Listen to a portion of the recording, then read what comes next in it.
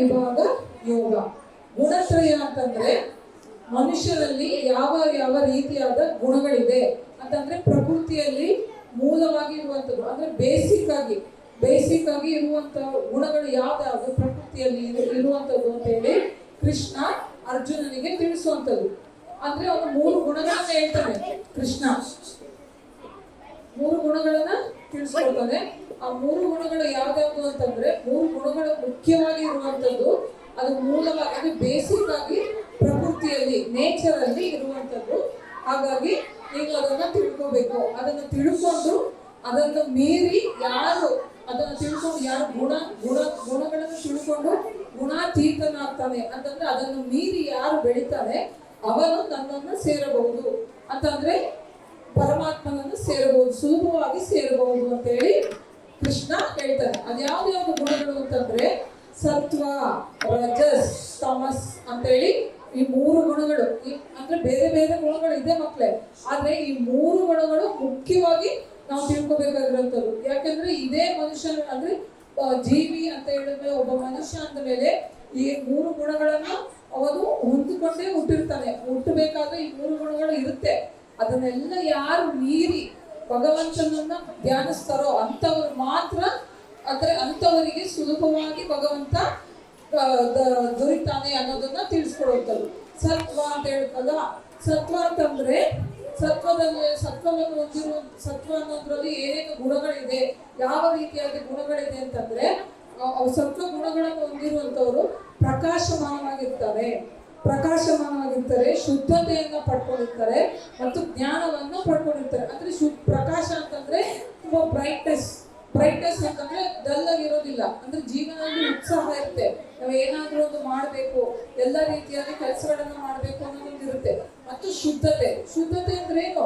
Pure ಆಗಿರುವಂಥದ್ದು, ಒಳ್ಳೆಯ ರೀತಿಯಾದ ಯೋಚನೆ ಮಾಡುವಂಥದ್ದು, ಮನಸ್ಸಿನಲ್ಲಿ ಕಲ್ಮಶವನ್ನು ಇಟ್ಕೊಳ್ದೇ ಇರುವಂಥದ್ದು ಮತ್ತು ಜ್ಞಾನವನ್ನು ಪಡ್ಕೊಂಡಿರ್ತಾನೆ. ಜ್ಞಾನ ಅಂತಂದ್ರೆ ಯಾವುದು ಒಳ್ಳೆಯದು, ಯಾವುದು ಕೆಟ್ಟದ್ದು, ನಾವು ಯಾವುದನ್ನ ಮಾಡಿದ್ರೆ ನಮಗೆ ಒಳ್ಳೆಯದಾಗುತ್ತೆ ಅನ್ನೋದನ್ನ ಅವನು ಪಡ್ಕೊಂಡಿರ್ತಾನೆ. ಅಂದ್ರೆ ಆ ಸತ್ವ ಗುಣವನ್ನು ಇರುತ್ತಲ್ಲ ಅಂತವರು ಅದನ್ನ ಪಡ್ಕೊಂಡಿರ್ತಾರೆ. ಆದ್ರೆ ಇವೆಲ್ಲವನ್ನು ಪಡ್ಕೊಂಡಿದ್ರು ಸಹ ಅವರು ಯಾವುದೋ ಒಂದು ಮೋಹದಿಂದ ಬಂಧನಾಗಿರ್ತಾರೆ. ಯಾವ ಮೋಹ ಅಂತಂದ್ರೆ ಅವರಿಗೆ ಶುದ್ಧತೆ ಮತ್ತು ಪಡ್ಕೊಂಡಿರ್ತಾರಲ್ಲ, ಅವ್ರು ಏನ್ ಮಾಡ್ತಾರೆ, ಇದೆಲ್ಲ ಇರುತ್ತೆ. ಆದ್ರೂ ಸಹ ಅವರು ಸುಖವನ್ನು ಕಾಣಬೇಕು ಅಂದ್ರೆ ನಾನು ಪರಿಶುದ್ಧನಾಗಿದ್ದೀನಿ ಅಂತ ಇರ್ತಾರೆ. ಒಳ್ಳೆ ಪ್ರಕಾಶಮಾನವಾಗಿ ತುಂಬಾ ಚೆನ್ನಾಗಿ ಲೈವ್ಲಿಯಾಗಿ ಇರುವಂತವ್ರು. ಆದ್ರೆ ಅವ್ರು ಏನ್ ಮಾಡ್ತಾರೆ, ಸುಖವನ್ನ ಪಡಿಬೇಕು ಅಂತಂದ್ರೆ ನಾನು ಇಷ್ಟೆಲ್ಲ ಮಾಡಿದೀನಿ, ನಾನು ಸುಖವಾಗಿರ್ಬೇಕು, ನಾನು ಕಷ್ಟಪಟ್ಟಿರೋದ್ರಿಂದ ನನಗೆ ಸುಖ ದೊರಿಬೇಕು ಅಂತ ಹೇಳಿ, ಸುಖ ಇರಬೇಕು ನನಗೆ ಅಂತ ಹೇಳಿ ಯೋಚನೆ ಮಾಡ್ತಾರೆ. ಮತ್ತು ಜ್ಞಾನವನ್ನು ಅಂದ್ರೆ ಇನ್ನೂ ಜಾಸ್ತಿ ತಿಳ್ಕೊಂಡು ನಾನೇ ಶ್ರೇಷ್ಠನಾಗಬೇಕು, ನಾನು ಎಲ್ಲರಿಗಿಂತ ಶ್ರೇಷ್ಠ ವ್ಯಕ್ತಿ ಅನ್ಸ್ಕೋಬೇಕು ಅಂತ ಹೇಳಿ ಆ ಮೋಹ, ಆ ಬಂಧನಕ್ಕೊಳಗಾಗ್ತಾರೆ. ಅಂದ್ರೆ ಆ ಮೋಹ ಸಹ ಅವರನ್ನ ಹಿಂದಕ್ಕೆ ಮಾಡ್ಕೊಳ್ತಾರೆ. ಸತ್ವ ಗುಣ ಇದೆ, ಒಳ್ಳೆ ಗುಣ ಇದೆ, ಆದ್ರೂ ಸಹ ಯಾವಾಗ ಜ್ಞಾನದ ಮೋಹ ಮತ್ತೆ ಸುಖದ ಮೋಹದಲ್ಲಿ ಇರ್ತಾರೆ, ಅದು ಆ 2 ಅಂಶಗಳು ಅವರನ್ನ ಹಿಂದಕ್ಕೆ ಕರ್ಕೊಂಡು ಹೋಗುತ್ತೆ. ಮತ್ತೆ ರಜಸ್ ಅನ್ನುವಂಥದ್ದು ಏನು ಅಂತಂದ್ರೆ ಅದು ಕ್ರಿಯಾಶೀಲತೆ ಅಂದ್ರೆ ನಾವು ಕ್ರಿಯೆಯನ್ನು ಉತ್ತಮವಾಗಿ ಮಾಡುವಂಥದ್ದು. ಕ್ರಿಯೆ ಅಂದ್ರೆ ಕೆಲಸವನ್ನ ತುಂಬಾ ಉತ್ತಮವಾಗಿ ಮಾಡ್ತಾ ಇರ್ತಾರೆ ಮತ್ತು ಅವರಿಗೆ ಆಸೆ ಇರುತ್ತೆ, ನಾವು ಈ ಕೆಲಸವನ್ನ ಮಾಡ್ಬೇಕು, ಅದನ್ನ ಪಡಿಬೇಕು, ಅವರ ಹತ್ರ ಇದಿದೆ, ನಾನು ಅದನ್ನ ಪಡೆದ್ರೆ ನನಗೆ ತುಂಬಾ ಚೆನ್ನಾಗಿ ನಾವು ಜೀವನದಲ್ಲಿ ಇರ್ಬೋದು ಅಂತ ಇರುತ್ತೆ. ಮತ್ತು ಅವರು ಯಾವಾಗ್ಲೂ ಕ್ರಿಯಾಶೀಲ ತುಂಬಾ ಕೆಲಸಗಳನ್ನ ಮಾಡ್ತಿರ್ತಾರೆ. ಏನಾದ್ರು ಪಡಿಬೇಕು ಅಂದ್ರೆ ಯಾವ ರೀತಿಯಾಗಿ ಮಾಡ್ಬೇಕು ಅಂತ ಹೇಳಿ ಅವರು ಕ್ರಿಯಾಶೀಲರಾಗಿರ್ತಾರೆ ಮತ್ತು ಚಲನೆ ಯಾವಾಗಲೂ ಕೆಲಸಗಳನ್ನ ಮಾಡ್ತಿರ್ತಾರೆ ಮತ್ತು ಆಸೆಯನ್ನ ಇಟ್ಕೊಂಡಿರ್ತಾರೆ. ಹಾಗಾಗಿ ಅವರು ಯಾವ ಮೋಹಕ್ಕೆ ಒಳಗಾಗ್ತಾರೆ, ಕೆಲಸವನ್ನ ಮಾಡಬೇಕು ಮತ್ತು ಅದರಿಂದ ನಾವು ಪ್ರಾಫಿಟ್ ಅಂದ್ರೆ ಏನಾದ್ರೂ ಒಂದು ಪಡಿಬೇಕು. ನಾವೀಗ ಕೆಲಸ ಮಾಡ್ತಾ ಇದೀವಲ್ವಾ, ಅದಕ್ಕೆ ಏನಾದ್ರೂ ಒಂದು ಪ್ರಾಫಿಟ್ ಇರ್ಬೇಕು. ಏನೋ ಪ್ರಾಫಿಟ್ ಇದೆ, ಏನೋ ನಮ್ಗೆ ಆಸೆ ಇಲ್ಲದೆ ಮಾಡಿದ್ರೆ ಅದು ಪ್ರಯೋಜನ ಆಗುತ್ತಾ? ಅದು ಪ್ರಯೋಜನ ಆಗಲ್ಲ ಅಂತ ಹೇಳಿ ಅಂದ್ರೆ ಆ ಒಂದು ಮೋಹಕ್ಕೆ ಒಳಗಾಗುತ್ತಾರೆ. ಅಂದ್ರೆ ನಮ್ಗೆ ಏನಾದ್ರೂ ಒಂದು ಪ್ರತಿಫಲವನ್ನು ಅಪೇಕ್ಷೆ ಮಾಡ್ತಾರೆ ಮತ್ತು ಕೆಲಸಗಳನ್ನ ಮಾಡ್ಲಿಕ್ಕೆ ರೆಡಿ ಇರ್ತಾರೆ. ಅಂತ ಸ್ವಭಾವವನ್ನ ರಜಸ್ ಸ್ವಭಾವ ಅಂತ ಹೇಳ್ತಾರೆ. ಮತ್ತೆ ಇನ್ನೊಂದು ಗುಣ ಅಂತ ಯಾವುದು ಅಂದ್ರೆ ತಮಸ್ ಅಂತ ಹೇಳಿ. ತಮಸ್ ಅಂತಂದ್ರೆ ಅಜ್ಞಾನವನ್ನು ಹೊಂದಿರುವಂತವ್ರು, ಅಂತಂದ್ರೆ ಸೋಮಾರಿತನವನ್ನು ಹೊಂದಿರುವಂತವ್ರು, ವೈರಾಗ್ಯವನ್ನು ಹೊಂದಿರುವಂತವ್ರು, ಮತ್ತೆ ಮೋಹ ಮತ್ತೆ ನಿರ್ಲಕ್ಷ್ಯ ಮೋಹ ಅಂತಂದ್ರೆ ನಮ್ಗೆ ಏನ್ ಕಂಡದ್ ಸಿಗುತ್ತೆ, ಏನೇನ್ ಕಣ್ಣಿಗೆ ಕಾಣುತ್ತೆ ಎಲ್ಲವೂ ನನಗೆ ಬೇಕು, ನಾನು ಅದರಿಂದ ಅದನ್ನ ಪಡ್ಕೋಬೇಕು ಇದನ್ನ ಪಡ್ಕೋಬೇಕು ಅಂತ ಮೋಹವನ್ನು ಅನ್ಕೊಂಡಿರ್ತಾರೆ. ಮತ್ತೆ ನಿರ್ಲಕ್ಷ್ಯ, ಅಯ್ಯೋ ಇದಾ ಇವತ್ತು ಮಾಡಿದ್ರೆ ಆಯ್ತು ಬಿಡು, ಇನ್ನೊಂದು ದಿವಸ ಮಾಡಿದ್ರೆ ಆಯ್ತು, ನಮ್ಗೇನಿಲ್ಲ ಅಂತ ಅರ್ಜೆಂಟ್ ಏನಿದೆ, ಯಾಕೆ ಮಾಡಬೇಕು, ನಾನು ಅದರಿಂದ ಏನ್ ಪ್ರಯೋಜನ ಅಂದ್ರೆ ಈ ರೀತಿಯಾಗಿ ನಿರ್ಲಕ್ಷ್ಯವನ್ನು ಹೊಂದಿರ್ತಾರೆ, ಅಜ್ಞಾನದಿಂದ ಇರ್ತಾರೆ. ಯಾವುದೇ ನಮ್ಗೆ ಏನಾದ್ರು ಒಂದು ಹೇಳಲಿಕ್ಕೆ ಹೋದ್ರೆ ಅದನ್ನ ತಿಳ್ಕೊಳಕ್ಕೆ ಅವ್ರು ಇಷ್ಟಪಡಲ್ಲ, ಅವ್ರಿಗೆ ನನಗೆ ಅದು ಅಗತ್ಯ ಇಲ್ಲ ಅನ್ನೋ ರೀತಿನಲ್ಲಿ ಇರ್ತಾರೆ. ಅಂತಂದ್ರೆ ತಮಸ್ಸನ್ನು ಗುಣವನ್ನ ಇದು ಸೂಚಿಸುತ್ತೆ. ಅಂದ್ರೆ ಮನುಷ್ಯನಾದವನು ಈ 3 ಗುಣಗಳನ್ನ ಇಟ್ಟುಕೊಂಡು ಬಂದಿರ್ತಾನೆ. ಅಂತಂದ್ರೆ 3 ಗುಣಗಳು ಇರುತ್ತೆ, ಅದು ಒಂದಕ್ಕೊಂದು ಬಂಧಿಸುತ್ತಾ ಹೋಗುತ್ತೆ. ಅಂದ್ರೆ ಇದಕ್ಕೆ ಅದು ರಿಲೇಷನ್ ಇರುತ್ತೆ. ಅಂದ್ರೆ ನಾವು ಒಂದನ್ನು ಆಸೆ ಪಡ್ತೀವಿ ಅಂತಂದ್ರೆ ಅದು ಇನ್ನೊಂದಕ್ಕೆ ಮೋಹ ಆಗುತ್ತೆ.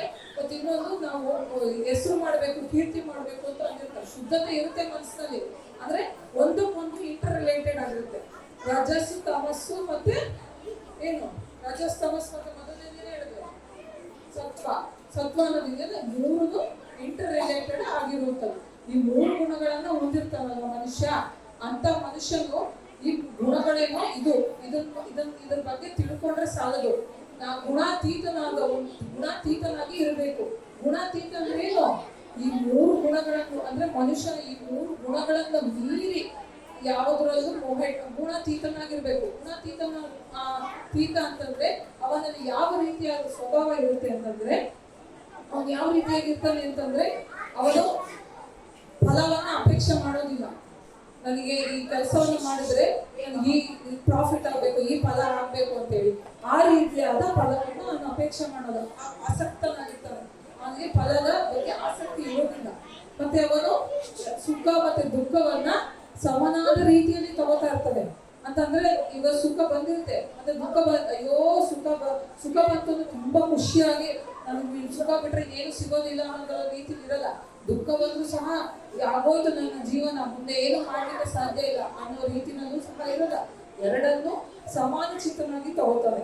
ಮತ್ತೆ ಗೌರವ ಅಪಮಾನ, ಮತ್ತೆ ಒಬ್ರು ಗೌರವ ಕೊಡ್ತಾರೆ, ಒಬ್ರು ಅಪಮಾನ ಮಾಡ್ತಾರೆ, ನೀವು ಸರಿ ಇಲ್ಲ ಅಂತ ಬೈತಾರೆ, ಒಬ್ರು ಗೌರವ ಕೊಟ್ಟು ಸನ್ಮಾನ ಮಾಡ್ತಾರೆ, ಆಗ ಸಹ ಅದನ್ನು ಸಮಭಾವದಿಂದ ಸ್ವೀಕಾರ ಮಾಡ್ತಾರೆ. ಅಂತಂದ್ರೆ ಇವೆಲ್ಲ ಯಾವ ಗುಣಗಳಿದೆ ಅದನ್ನ ಮೀರಿ ಒಳ್ಳೆ ಗುಣಗಳನ್ನ ಯಾರು ಅಭ್ಯಾಸ ಮಾಡ್ಕೊಂಡಿರ್ತಾರೆ ಅವನು ಗುಣಾತೀತನಾಗ್ತಾನೆ ಅಂತ ಹೇಳ್ತಾರೆ. ಮತ್ತೆ ಆಗಿರ್ತಾನಲ್ಲ, ಹಾಗಾಗಿ ಅವನು ಭಗವಂತನನ್ನ ಸೇರುವುದಕ್ಕೆ ಬಹಳ ಸುಲಭ ಆಗುತ್ತೆ. ಮತ್ತು ಅದು ಸುಲಭವಾದ ಮಾರ್ಗ ಅನ್ನೋದನ್ನ ಕೃಷ್ಣ ಅರ್ಜುನನಿಗೆ ಈ ಗುಣಾತೀತ ವಿಭಾಗ ಯೋಗದಲ್ಲಿ ಹೇಳಿರುವಂಥದ್ದು. ಗುಣತ್ರಯ ವಿಭಾಗ ಯೋಗದಲ್ಲಿ ಹೇಳುವಂಥದ್ದು. ಅದು 14ನೇ ಅಧ್ಯಾಯ.